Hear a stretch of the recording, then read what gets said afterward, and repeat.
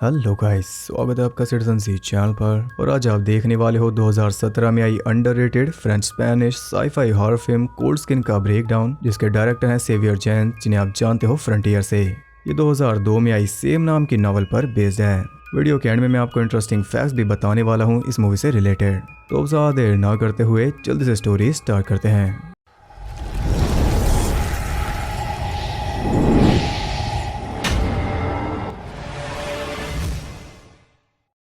Movie based है 1914 में। हम देखते हैं एक नेवी ऑफिसर को जो कि एक आइलैंड पर जा रहा है वहाँ के वेदर ऑफिशियल को रिप्लेस करने, क्योंकि उसका वर्किंग पीरियड खत्म हो चुका है। शिप पर मौजूद है शिप का कैप्टन एक्सल और बाकी क्रू मेंबर्स जो कि इसे छोड़कर वापस आ जाएंगे, और इसका नाम हमें बताया नहीं गया। कुछ ही देर में वो आइलैंड पर पहुंच गए जो कि पूरी तरह वीरान था। इवन एक बर्ड भी वहाँ पर नहीं दिख रहा। वहाँ बने घर में अपना सामान रखकर वो चेक करने लाइट हाउस पहुंच गए, जिसे काफी अच्छी तरह सेफ बनाया हुआ था। अंदर जाने पर उन्हें मिलता है वहाँ का टेक्नीशियन ग्रूनर, जो कि आराम से सो रहा था। वो उसे उठाकर वेदर ऑफिशियल के बारे में पूछते हैं तो वो कहता है कि वो तो मर गया। वो समुद्र में गया था, उसके बाद वापस नहीं आया, और ये सुनकर दोनों के होश उड़ गए। उसके हिसाब से वो टाइफस से मरा होगा, जो कि एक बीमारी है। तभी उसकी बॉडी नहीं मिली, लेकिन एग्जैक्ट रीजन इसे नहीं पता। ये सुनकर एलेक्स उसे वापस चलने के लिए कहता है, लेकिन वो तैयार नहीं होता। इसलिए उसे वहीं पर छोड़कर वो सब वापस चल दिए, और अब ये आएंगे सीधा 1 साल बाद। खैर ऐसी रात हो गई और ये अपने घर में बैठा रिलैक्स कर रहा था। तभी उसे ड्रॉर में रखी एक डायरी मिलती है जो कि थी पुराने वर्कर की, जिसका नाम था एल्डोर विजिलेंट। उस डायरी में काफी जानकारी थी इस आइलैंड के बारे में, और साथ ही उसकी वाइफ की फोटो भी मौजूद थी।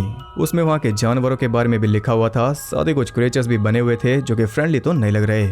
इस डायरी से उसे काफी मिस्ट्रीज पता चली इस आइलैंड के बारे में, और मिस्ट्रीज तो हम सभी के अंदर क्यूरियोसिटी क्रिएट करती हैं। क्या आपको पता है कि इंडिया के कुछ अलग अलग एरियाज के बारे में भी ऐसी मिस्टीरियस बातें फेमस हैं, जैसे भानगढ़ फोर्ट, नाथुला पास और भी कई सारी। और अगर आपको ये मिस्ट्रीज जानने में इंटरेस्ट है तो आप कुको एफएम पर सुन सकते हो unsolved mysteries of India audio book. इस ऑडियो बुक में नाथुला पास, ट्विन विलेज, बुराड़ी देश जैसे बहुत से टॉपिक्स के बारे में रियल फैक्ट्स मौजूद हैं। कुको एफएम इंडिया का लीडिंग ऑडियो शो प्लेटफॉर्म है, जिसपे नॉन फिक्शन कंटेंट की एक बहुत बड़ी रेंज है, जिनकी रेटिंग्स आपको 4.5+ मिलेगी। कुको एफएम आपकी लाइफ को ट्रांसफॉर्म करना चाहता है बड़ी इजी मीडियम की ऑडियो लर्निंग से। कुको एफएम पर आप कहीं भी कभी भी अपनी पसंद की ऑडियो बुक अपनी रीजनल लैंग्वेजेस में सुन सकते हो। और प्लस पॉइंट ये है कि ये मेड इन इंडिया ऐप है। और इससे भी बड़ा प्लस पॉइंट ये है कि मैं आपको ऑफर कर रहा हूँ एक्सक्लूसिव 50% डिस्काउंट, जो आपको मिलेगा मेरा कोड CZ50 यूज करने पर। और ये डिस्काउंट मिलने वाला है सिर्फ पहले 250 यूजर्स को। इस कोड का यूज करके आपको कुको एफएम की प्रीमियम सब्सक्रिप्शन मिलेगी 399 रुपीज के बजाय सिर्फ 199 रुपीज में। तो लिंक नीचे डिस्क्रिप्शन और पिन कमेंट में मौजूद है, जल्दी से डाउनलोड करो और अपनी नॉलेज को और ज्यादा एक्सपेंड करो। तो वापस आ जाते हैं स्टोरी पर। सुबह होते ही वो घूमने निकल गया और उसे मिलते हैं अजीब से सर्कल्स, जिनमें शेल्स भरे हुए थे। खैर वो अपना काम कर रहा था, तभी उसकी नजर पड़ती है ग्रूनर पर, जिसके साथ लाइट हाउस में कोई और भी मौजूद था, लेकिन पलक झपकते ही वो गायब हो गया। इस रात भी वो डायरी चेक कर रहा था, तभी अचानक कोई उसके दरवाजे पर आ गया।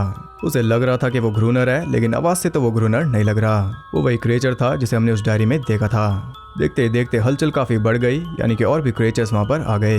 वो चारों तरफ थे, इसलिए वो जल्दी से तहखाने में जाकर छुप जाता है।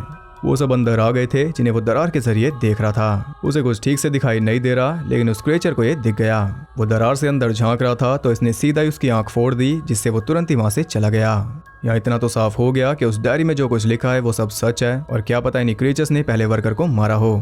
खैर ये रात तो उसने वहीं पर निकाल दी। अगली सुबह उसे क्रिएचर का खून मिलता है, साथ ही फुटप्रिंट्स भी, जो कि जा रहे थे पानी में, यानी कि वो पानी के अंदर रहते हैं और बाहर निकलते हैं सिर्फ रात में। अब वो ग्रूनर के पास जाता है ताकि वो इसे लाइट हाउस में ले ले, क्योंकि ये रात वो अकेले काटना नहीं चाहता, लेकिन ग्रूनर उसे अंदर नहीं लेता। अब लग रहा है कि पिछले वर्कर को भी इसने ऐसे ही छोड़ दिया होगा, तभी उसकी जान गई होगी। अब क्योंकि हेल्प नहीं मिली, इसलिए इसे खुद ही कुछ करना होगा, जो कि करेगा भी। शेड में मौजूद हर एक पेपर उसने बाहर रख दिया ताकि जरूरत पड़ने पर उन्हें जला सके। साथ ही पूरा शेड भी सील कर दिया ताकि कोई भी अंदर ना आए, और बाहर भी थोड़ी प्रोटेक्शन लगा दी। किस्मत से उसे घर के अंदर पड़े बॉक्स में एक राइफल भी मिल गई, वो भी ढेर सारी गोलियों के साथ, यानी कि जान बचाना थोड़ा आसान हो जाएगा। खैर इस रात भी वो क्रिएचर्स आ गए और वो तादाद में हद से ज्यादा थे, इसलिए अकेले लड़ना आसान नहीं होगा, लेकिन और कोई ऑप्शन इसके पास है नहीं। वो सभी क्रिएचर्स हर तरफ से अंदर घुस रहे थे, इसलिए वो भी बिना रुके शूट कर रहा था, लेकिन इससे कुछ खास फर्क नहीं पड़ता, क्योंकि उनकी तादाद काफी ज्यादा थी। तब प्लान भी अपनाते हुए वो बाहर आग लगा देता है, जिससे वो सभी मॉन्स्टर्स तो वहां से भाग गए, लेकिन उल्टा कैबिन के दरवाजे ने आग पकड़ ली। अब आग बुझाना इम्पॉसिबल था, और कहीं वो खुद जल कर ना मर जाए, इसलिए एक शॉल लपेट कर खुद को बचाते हुए वो बाहर आकर छुप गया। हालांकि इस सब में उसका हाथ बुरी तरह जल गया था। तभी अचानक बारिश शुरू हो गई, लेकिन अब काफी देर हो चुकी। शेड के झुलसने की वजह से उसका काफी नुकसान हो गया था। अगली सुबह ग्रूनर का पीछा करते हुए वो एक झरने तक पहुंच गया था, जहां अचानक एक क्रेचर ने उस पर हमला बोल दिया, जिससे वो पूरी तरह घबरा गया था, लेकिन उसने किसी तरह उसे काबू कर लिया। अब वो उसकी जान लेने वाला था, तभी ग्रूनर ने उसे रोक दिया, क्योंकि उसका कहना है कि हार्मलेस है, ये ग्रूनर की पालतू है। यानी ग्रूनर पहले से इन क्रेचर्स के बारे में सब जानता था, लेकिन फिर भी उसने इसे मरने के लिए छोड़ दिया और ये बिहेवियर उसे समझ नहीं आ रहा। अब दोनों को ही कुछ ना कुछ चाहिए था, इसलिए दोनों के बीच डील हो गई कि ये ग्रूनर को खाना और बुलेट्स देगा, जिसके बदले ये लाइट हाउस में रह सकता है, और ग्रूनर ने इसे नाम दिया है फ्रेंड। सारा सामान लेकर दोनों लाइट हाउस में आ गए और अंदर जाते ही फ्रेंड आराम से सो गया। जब उसकी आंख खुली तब वो क्रेचर उसका हाथ चाट रही थी, जिसे देखकर वो बुरी तरह डर गया, लेकिन उसके चाटने से इसका हाथ जल्द हील हो रहा है। हम देख पाते हैं कि वो सचमुच हार्मलेस है। फ्रेंड उसे देखकर काफी हैरान था, उसके दिमाग में वही सब बातें चल रही थी जो कि ज्यादातर लोगों के दिमाग में आती हैं एक नए क्रिएचर को देखकर। उसे अपने साथ वापस ले जाकर वो एक नई डिस्कवरी दिखाना चाहता है, लेकिन ग्रूनर ऐसा होने नहीं देगा। वो कहता है कि ये भी उनमें से एक है, बस एक काटती नहीं, क्योंकि जब ये छोटी थी तो ग्रूनर को नेट में फंसी मिली थी। ग्रूनर ने इसे फ्री किया और तब से इसी के साथ है, क्योंकि इसे लगता है कि ग्रूनर ने इसकी जान बचाकर इस पे एहसान किया। ग्रूनर फ्रेंड को कहता है कि ध्यान रहे, ये अब भी एक शांत समुद्र है जो कि आदमी को आसानी से डुबा सकता है, और यहाँ उसने क्लियरली उसे वार्निंग दे दी। ग्रूनर उस क्रिएचर को अच्छे से ट्रीट नहीं कर रहा था, लेकिन फ्रेंड को उससे काफी लगाव हो गया था, क्योंकि वह आधी इंसान है और एक तरह से जल परी ही। ग्रूनर के अत्याचार से तंग आकर इसने एक बार हमला किया था, लेकिन उसके बाद दोबारा कभी नहीं किया, क्योंकि ग्रूनर ने इसे सबक सिखा दिया था। तब से ये जान गई कि ये इसकी गुलाम है। अब आप समझ गए होंगे कि वो क्रिएचर्स हर रात ऊपर क्यों आते हैं। वो आते हैं इसे लेने, लेकिन ग्रूनर ऐसा होने नहीं देता। तभी ये लाइट हाउस पूरी तरह प्रोटेक्टेड है, और यही वजह है कि ग्रूनर वापस नहीं गया, क्योंकि उस दुनिया से ज्यादा इसे ये दुनिया पसंद है जहाँ इसके पास एक गुलाम है। वैसे भी उस दुनिया में इसका कोई भी नहीं बचा, या जो ये चाहे वो कर सकता है। रात में ग्रूनर उसे गन देकर बालकनी में ले जाता है, क्योंकि जल्दी ये उन्हें बुलाएगा और इन दोनों को मिलकर उनकी जान लेनी होगी, तब ये जिंदा रह पाएंगे। प्लान के मुताबिक एक तेज आवाज होती है जो कि कर रही थी वो क्रेचर। उसकी आवाज सुनते ही सभी क्रेचर्स ऊपर आ गए और इन पर हमला बोल दिया। ग्रूनर तो स्टार्ट हो गया था, लेकिन मेन टाइम पर फ्रेंड की हिम्मत जवाब दे गई। इतने सारे तेज क्रेचर्स को ऊपर आते देख वो सुन हो गया था। वो चुपचाप अंदर आ गया, जिस वजह से ग्रूनर बुरी तरह उनसे घिर गया, लेकिन फिर भी वो लड़ रहा था। खैर अगली सुबह उसकी आंख खुलती है तो ग्रूनर जिंदा था। वो गुस्से में क्लियरली उसे समझा देता है कि यहाँ नमक हरामों की कोई जगह नहीं, तुम्हें उनकी जान लेनी होगी अगर खाना चाहिए, अगर नहीं ले सकते तो चुपचाप अपने घर में वापस चले जाओ। ग्रूनर ने उसे लास्ट चांस दिया है, अगर आज भी उसने नहीं मारा तो वो उसे बाहर निकाल देगा, और अब इसे छोटे मोटे काम भी करने होंगे, जैसे कि पानी भरना, खाना बनाना, ये सब। पानी लेकर जब वो वापस आता है तो देखता है कि ग्रूनर उस क्रेचर का रेप कर रहा था, यानी कि यही से हर तरह से अब्यूज करता है। रात होते ही फिर से उन पर अटैक हो गया, लेकिन आज भी फ्रेंड की हालत वही थी, वो सुन था। तब ग्रूनर उसे जगाकर खुद अंदर आ गया, उसे उसके हाल पर छोड़कर, जैसे कल यह था। उसे पता है कि यह बचने वाला है नहीं। अगली सुबह वो बालकनी में जाकर देखता है कि फ्रेंड बुरी तरह खून में लथपथ था, लेकिन जिंदा था, यानी अब वो भी हंटिंग सीख गया और अब ये कोई बोझ नहीं है। अब इनकी टीम काफी ताकतवर हो गई, लेकिन इस ताकत का कोई फायदा नहीं है, क्योंकि कई हफ्ते बीत गए लेकिन उन क्रेचर्स ने अटैक नहीं किया, जिस वजह से इनका खाना ऑलमोस्ट खत्म है, साथ ही बाकी सप्लाईज भी। और फ्रेंड का डेली रूटीन यही है कि पूरा दिन घूमो, रात को उनके अटैक की उम्मीद करो और फिर सो जाओ। कुल मिलाकर यही सब चल रहा है। ग्रूनर डेली उस क्रेचर को अब्यूज करता है और फ्रेंड कुछ भी नहीं कर सकता, वो बस हैरान है। उसकी स्किन को फील करके वो उसे एक नाम दे देता है जो कि है एनेरिस, और ग्रूनर भी उसे देख रहा था। खैर ये दिन भी इसी तरह बीत गया और अब इनकी सप्लाईज ऑलमोस्ट खत्म हो गई, लेकिन ग्रूनर इसे एक्सेप्ट नहीं कर रहा। वो चेस निकाल लेता है, क्योंकि टाइम पास करने के लिए कुछ और नहीं बचा। कुछ ही देर में फ्रेंड ने उसे हरा दिया, जिस वजह से वो काफी ज्यादा गुस्सा हो गया, इतना कि उसने गन फायर कर दी, लेकिन फ्रेंड पर नहीं बल्कि एनिमी पर। बातों बातों में ये आज का रूटीन फॉलो करना भूल गए, जिसका फायदा उठाकर उन क्रेचर्स ने हमला बोल दिया। दोनों बहादुरी दिखाते हुए उनसे लड़ रहे थे, लेकिन इस बार हालात पहले की तरह नहीं है, क्योंकि प्लानिंग थी नहीं। क्रेचर्स उन पर भारी पड़ रहे थे, इसलिए जान बचाते हुए वो सबसे ऊपर जाकर छुप गए, लेकिन ग्रूनर के पैर को उन्होंने बुरी तरह इंजर्ड कर दिया। अब कुछ भी नहीं हो सकता, इनका मरना तय है। यहाँ दोनों ने ही अपनी मौत को एक्सेप्ट कर लिया था, लेकिन किस्मत से तभी सूरज निकल आया और इनकी जान बच गई। और फिलहाल इनकी बुलेट्स का स्टॉक भी लो है, जिस वजह से ये आगे लड़ नहीं पाएंगे। साथ ही ग्रूनर भी इंजर्ड है, जिसे एनेरिस ने थोड़ा रिलीफ दे दिया, लेकिन अब भी ये पूरी तरह ठीक नहीं है। खैर दोनों बाहर घूम रहे थे, तभी अचानक फ्रेंड को एक शिप दिख गई, जिसे सिग्नल देने के लिए वो तुरंत ही अंदर से एक फ्लेयर गन ले आया, लेकिन ग्रूनर उसे चलाने नहीं देता। वो सीधा ही उसे जकड़ लेता है। तब एनेरिस थोड़ा एग्रेशन दिखाकर उसे बचा लेती है और इसकी सजा इसे मिलेगी। अब आप सोच रहे होंगे कि ग्रूनर ने ऐसा क्यों किया, क्योंकि आबादी से दूर एक अच्छी खासी जिंदगी बिता रहा है, ना ही इसे खाने की कमी है और ना ही किसी और सुख की, साथ ही बात करने के लिए एक दोस्त भी मौजूद है, इसलिए ये इस लाइफ को गंवाना नहीं चाहता। अगर फ्रेंड वापस चला गया तो वो एनेरिस को लेने वापस आएगा या फिर सबको इनके बारे में बता देगा, तब इसका ये सीक्रेट नहीं बचेगा, इसलिए अब ये फ्रेंड को भी यहाँ से जाने नहीं देगा। खैर इस तरह फिर कई हफ्ते बीत गए और इन पर कोई अटैक नहीं हुआ। इन्हें फिर एक बार खाने की कमी है। एनेरिस की हालत भी काफी बिगड़ गई क्योंकि उस दिन के बाद से ग्रूनर इसे बुरी तरह टॉर्चर करता है, जो कि बेमतलब सहती है जबकि इस पर कोई बंधन नहीं है। ये जब चाहे अपने दोस्तों के पास वापस जा सकती है, लेकिन ये नहीं जाती क्योंकि इसके दिमाग में सिर्फ यही बात है कि ये ग्रूनर की गुलाम है। फ्रेंड ने वेल की हड्डी से एक बोट बनाई थी जो कि एनेरिस को दिखाता है और उसे देखकर वो उसे एक बोट तक ले आई, यानी अब ये यहाँ से निकल सकता है। वो ग्रूनर को उसके बारे में बता रहा था, लेकिन उसे ऑलरेडी उसके बारे में सब कुछ पता है। वो बोट है कुछ लोगों की जो कि जान बचाने के लिए साइलेंट पर आए थे, लेकिन उन क्रेचर्स ने उन्हें मार दिया था। उनकी बड़ी शिप डूब गई थी जिस पर काफी मात्रा में RDX मौजूद था, लेकिन फिलहाल वो पानी में कहीं सड़ रहा होगा। हालांकि फ्रेंड के पास इसका भी इलाज है। उसके पास एक अंडर वाटर सूट है जो कि अब काम आएगा क्योंकि इसे वो RDX चाहिए। उससे क्रेचर्स को उड़ा देंगे। अब ग्रूनर उसे परमिशन नहीं देता, लेकिन अगले ही दिन उसका मन बदल गया क्योंकि उसने फ्रेंड को एनेरिस के साथ रोमांस करते देख लिया। इसे डर है कि वो इससे छिन जाएगी, इसलिए फ्रेंड को पानी में उतारेगा ताकि वो क्रेचर्स इसकी जान ले लें और कुछ इस तरह एनेरिस कहीं भी नहीं जाएगी। अब प्लान काफी सही है, लेकिन काम नहीं किया। नीचे क्रेचर्स थे ही नहीं, वहाँ सिर्फ उनके बच्चे थे जो कि एनेरिस की तरह हार्मलेस थे, लेकिन एक बच्चा उससे टकरा गया जिस वजह से वो गिर गया। अब सूट इतना हैवी है कि वो दोबारा उठ नहीं सकता, इसलिए वो सूट से निकलकर जल्दी से बाहर आ जाता है। वो सही सलामत 2 बॉक्स निकाल लाया जिसमें से एक पूरी तरह RDX से भरा हुआ था जबकि दूसरे का RDX सड़ गया, लेकिन काम तो इनका चल जाएगा। दोनों ने मिलकर RDX की 2 लेयर्स लगा दी जिसमें एक तो लाइट हाउस के काफी करीब है और फ्रेंड को ये पसंद नहीं आया।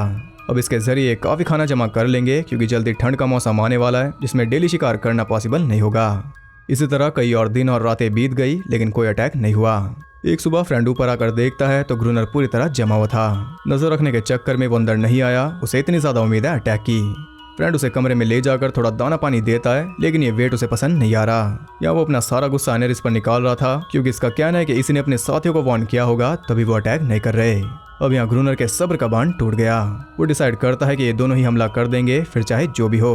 मेन डोर खुला छोड़कर ये उन्हें इन्वाइट करेंगे और मौके का फायदा उठाकर डायनामाइट से उड़ा देंगे। इस तरह काफी खाना जमा हो जाएगा। रात को वो जबरदस्ती एनेरिस से चिल्लाता है और उसकी आवाज सुनकर तो उन्हें आना ही था। सब कुछ प्लान के मुताबिक चल रहा था। क्रेचर्स उनके जाल में फंस गए थे, लेकिन सही टाइम पर डायनामाइट ने साथ छोड़ दिया क्योंकि फ्रेंड ने ही उसके कनेक्शन हटाए थे ग्रूनर के हालात देखकर, लेकिन वो उन्हें वापस लगाना भूल गया। अंदर बाहर हर तरफ क्रेचर्स भर गए थे और अगर आज इन्होंने कुछ नहीं किया तो क्रेचर इन्हें नहीं छोड़ेंगे। टाइम रहते फ्रेंड ने एक लेयर ब्लास्ट कर दी जिससे कईयों के चीथड़े उड़ गए, पर अब भी वहां पर कई सारे बागी थे, इसलिए ग्रूनर दूसरी लेयर भी ब्लास्ट कर देता है जिससे दोनों खुद ही बेहोश हो गए। अगली सुबह फ्रेंड की आंखें खुलती हैं तो एनेरिस गायब थी। उसे वहां ना पाकर वो काफी टेंशन में आ गया था। नीचे जाकर वो जिंदा क्रेचर्स को मार रहे थे, तभी फ्रेंड देखता है कि उनमें से एक ने गले में एक नेकलेस पहना हुआ था, यानी कि ग्रूनर उन्हें दरिंदे आदमखोर समझता है जबकि वो तो काफी सिविलाइज्ड हैं। तब से कितने ही परिवारों को तबाह कर चुके हैं, न जाने कितने बच्चे अनाथ हुए होंगे। बस ये बोल नहीं सकते तो इन्हें कोई भी टैग देकर मार दो, ये हक सिर्फ इंसान के पास है। उस रात कोई अटैक नहीं होता, लेकिन समुद्र से रोने की आवाजें आ रही थी क्योंकि वो क्रेचर सच में रो रहे थे। अब इसी तरह कई और हफ्ते निकल गए, लेकिन एनेरिस अब तक वापस नहीं आई और ना ही कोई अटैक हुआ। अब तो हलचल तक बंद हो गई और अकेलेपन से परेशान होकर फ्रेंड एक वैसा ही सर्कल बनाता है जैसे कि वहाँ मौजूद है और उसके बीच में रख देता है अपनी बनाई बोट ताकि उसे देखकर एनेरिस वापस आ जाए। ग्रूनर अब भी जंग की तैयारी में लगा है जबकि फ्रेंड का इरादा कुछ और है, वो उनसे दोस्ती करना चाहता है। एक सुबह ग्रूनर सो रहा था, तब उसे मिलती है ग्रूनर की एक पुरानी फोटो जिसमें उसकी वाइफ उसके साथ थी और ये वही लड़की है जिसकी फोटो हमने उस डायरी में देखी थी। यानी प्रीवियस वर्कर मरा नहीं, बल्कि ग्रूनर ही वो वर्कर है जिसने एक दूसरी पहचान को एक्सेप्ट कर लिया क्योंकि ये वापस जाना नहीं चाहता। अब यही इसकी दुनिया है। ये देखकर तो फ्रेंड ने भी वापस जाने की उम्मीद छोड़ दी। अगले दिन फ्रेंड देखता है कि वो बोट वहां पर नहीं थी, किसी ने उसे उठा लिया। उसे उठाया है एक बच्चे क्रेचर ने जो कि उसे नुकसान नहीं पहुंचा रहा, और तो और एनेरिस भी वापस आ गई और साथ ही कई और क्रेचर्स भी, और कोई उसे नुकसान नहीं पहुंचा रहा क्योंकि वो भी लड़ाई नहीं चाहते, वो भी समझदार हैं। ये बस एक सेफ एनवायरनमेंट चाहते हैं अपने बच्चों के लिए जो कि हर कोई चाहता है।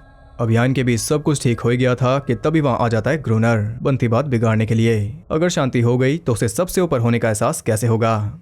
उसकी गन देखकर वो सभी घबरा गए। तो फ्रेंड उसे समझा रहा था कि तुम गलत थे, लेकिन वो समझे तब ना। वो एनेरिस को अंदर जाने का ऑर्डर देता है, लेकिन पहली बार वो नहीं सुनती। अब वो उसकी गुलाम नहीं रही और ये देखकर उसकी सारी महानता अचानक गायब हो गई। अब वो खुद को काफी कमजोर महसूस कर रहा था क्योंकि उसकी कहीं भी नहीं चल रही, और इसी बात का उसे डर था। तभी वो यहाँ से नहीं गया था क्योंकि यहाँ तो उसका राज था, लेकिन अब वो राज खत्म समझो। वो घबराते हुए वापस लाइट हाउस में चला जाता है। फ्रेंड को लग रहा था कि वो समझ गया, लेकिन वो समझने वालों में से है ही नहीं। अंदर जाकर उसने एक फ्लेयर फायर कर दी जो कि सीधा आकर लगी उस बच्चे को, और तभी वो मारा गया। या इनका समझौता होते होते रह गया। वो सभी वापस चले गए और अब एनेरिस को फ्रेंड पर भी भरोसा नहीं रहा। या वो भी निराश होकर अंदर चली गई। तो फ्रेंड सीधा लाइट हाउस पहुंच गया ग्रूनर को सबक सिखाने, लेकिन उल्टा वो इस पर भारी पड़ने लगा। वो ऑलमोस्ट फ्रेंड की जान ले लेता, तभी फ्रेंड उसका असली नाम याद दिलाते हुए कहता है कि तुम खूनी नहीं हो। ये सुनकर वो रुक गया क्योंकि अब वो समझा कि बात तो सच है। खूनी तो ग्रूनर है जिसमें वो ढल गया। वो तो एक अच्छा इंसान हुआ करता था।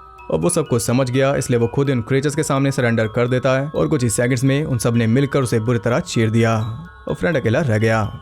ऐसे टाइम बीत जाता है और आगे हम देखते हैं कुछ ऑफिसर्स को जो कि सेम उसी लाइट हाउस में आए हैं क्योंकि आज 1 साल पूरा हो गया। वो आए हैं फ्रेंड को रिप्लेस करने जो कि आराम से सो रहा था। वो उसे ग्रूनर के नाम से बुला रहे थे और वो उन्हें करेक्ट भी नहीं करता क्योंकि अब से यही ग्रूनर है। वो सेम वही बात कहता है कि पिछला वर्कर तो टाइफस से मर गया। उसके पास यहाँ से निकलने का मौका है लेकिन वो जाना नहीं चाहता क्योंकि अब यही उसकी लाइफ है। अब ये यहीं पर रहकर अपनी जिंदगी बिताएगा और ठीक ऐसे ही एल्डोर विजिलेंट भी ग्रूनर बना था, यानी ये साइकिल फिर एक बार रिपीट होगी। हम एनरिस को भी देख पाते हैं जो कि अब फ्री है, वो जो चाहे कर सकती है, अब वो किसी के गुलाम नहीं। इसी के साथ ये मूवी एंड हो जाती है। तो मूवी काफ़ी अच्छी है स्टोरी वाइज भी और विजुअली भी। इसमें इंसानियत के 2 पहलू दिखाए गए, एक जो होना चाहिए और एक जो कॉमन है। इंसान को लगता है कि वो तब तक इंसान है जब तक सबसे ऊपर है, जबकि उसका काम है सबसे नीचे रहकर सबका ख्याल रखना। और भी कई डीप मीनिंग है इस मूवी में, लेकिन सभी हमारे यानी कि इंसानों के अराउंड है। अगर आप कुछ बताना चाहो तो कमेंट कर सकते हो। तो बात करते हैं इंटरेस्टिंग फैक्ट्स के बारे में। इसका बजट था 8.5 मिलियन यूरोस और उसने कमाए थे $7,37,448, यानी कि 1 मिलियन भी ये नहीं कमा पाई क्योंकि उसी साल रिलीज हुई थी द शेप ऑफ वाटर, जिसमें कुछ सिमिलर लव एंगल वाला कॉन्सेप्ट था और उसे हद से ज्यादा प्रेज मिली थी, साथ ही कमाई भी उसने बहुत ज्यादा की थी। फ्रेंड ने उस क्रिएचर का नाम रखा था एनेरिस, जिसे अगर उल्टा कर दे तो बनता है सेरेना, जो कि स्पेनिश वर्ड है सायरन के लिए। मरमेड्स को सायरन भी कहते हैं, लेकिन सायरन वो क्रिएचर होता है जो आधी लड़की हो और आधी बर्ड। जो फोटो फ्रेंड को डायरी में मिली थी ग्रूनर की वाइफ की, उसमें जो लेडी थी वो थी ओरा गरीडो यानी कि एनेरिस। हर रोज 3 से 8 घंटे लगते थे ओरा गरीडो को एनेरिस बनाने में। इस फिल्म को बनाने में 12 साल लग गए। फिल्म में डेविड ओक्स का कोई नाम है ही नहीं, ग्रूनर ने उन्हें फ्रेंड बुलाया और क्रेडिट्स में भी उनका यही नाम है। नॉवल में फ्रेंड की बैक स्टोरी थोड़ी अलग है, उसमें वो आयरलैंड की फ्रीडम के लिए लड़ा था। शुरुआत में स्टेलन स्कार्सगार्ड होने वाले थे ग्रूनर और एनेरिस होती एलेना अनाया। एनेरिस पूरी फिल्म में नहीं बोली। तो ये थे कुछ इंटरेस्टिंग फैक्ट्स, आई होप आपको पसंद आए होंगे। अगर आपको ये वीडियो पसंद आई तो उसे एक लाइक जरूर करना और साथ ही आप कमेंट करके बता सकते हो कि आपको मूवी कैसी लगी और कैसी और वीडियो आप देखना चाहते हो। कमेंट करके जरूर बताना, जितने कमेंट्स होंगे उसी के हिसाब से डिसाइड होगा। साथ ही ऐसी और इंटरेस्टिंग वीडियोस देखते रहने के लिए चैनल को सब्सक्राइब करके बेल नोटिफिकेशन कॉल पर सेट कर लो ताकि नोटिफिकेशन आपकी दोस्त बन जाए। और ज़्यादा कनेक्टेड रहने के लिए आप मुझे इंस्टाग्राम पर फॉलो कर सकते हो, वहाँ आपको बहुत कुछ जानने के लिए मिल जाएगा और साथ ही बाकी जगहों पर भी जिनके लिंक्स आपको नीचे मिल जाएंगे। और गाइस नीचे दिए गए लिंक से अभी कुको FM को डाउनलोड करो और याद रहे कि मेरे कोड CZ50 को यूज करके 50% डिस्काउंट मिलेगा और वो भी सिर्फ पहले 250 यूजर्स को। तो जल्दी से डाउनलोड करो और ट्राई करो ऑडियो बुक्स की एक बड़ी वैरायटी। तो मैं मिलता हूँ आपसे अगली वीडियो में, तब तक के लिए सबको बाय।